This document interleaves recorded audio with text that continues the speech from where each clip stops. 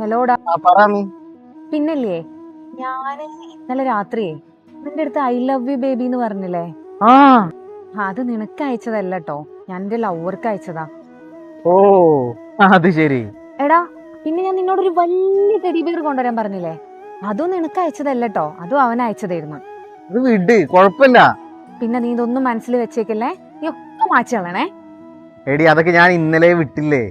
എന്നാ ശരി ട്ടടാ. ശരി ശരി ശരി, പോവാ. ആ പോവാ.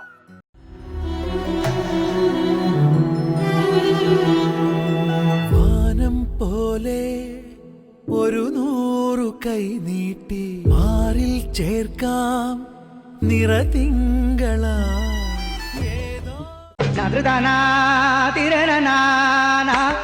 ആമി, പെങ്ങളെ കുട്ടിക്ക് ടെഡി ബിയർ വേണമെന്ന് പറഞ്ഞപ്പോ വാങ്ങാൻ വന്ന.